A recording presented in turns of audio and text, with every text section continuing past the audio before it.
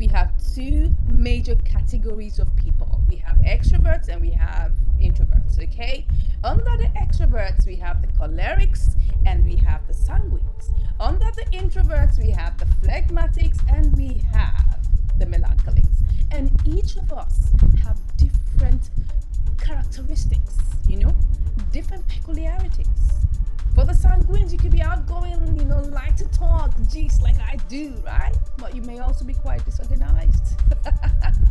You might be quite diplomatic, or maybe you may like to tell some lies sometimes.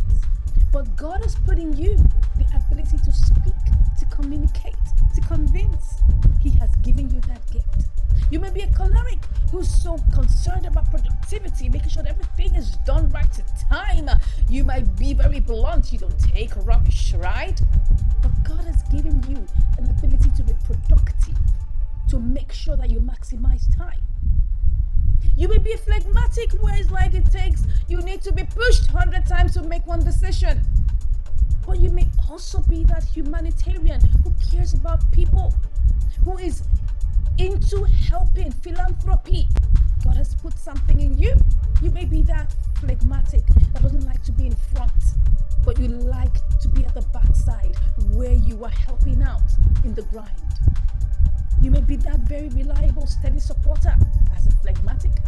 You may also be that melancholic who thinks and is so critical about themselves and maybe wondering about every single mistake you've made in life, and you're always beating down on yourself.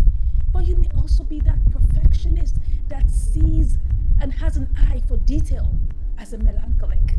Now, can you see that we're all different? We are enough. A lot of times we have what we call imposter syndrome.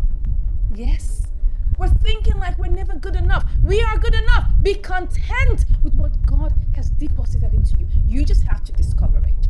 You just have to develop it, and you have to deploy it. So when you discover your uniqueness, what God has put in you, it's your job to work on it. It's your job to shine it.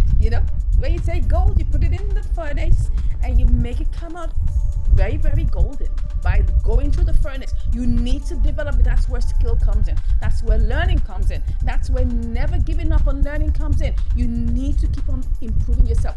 Never rest on your oars. Never.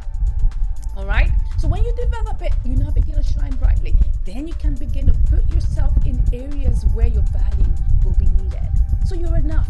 You have everything it takes.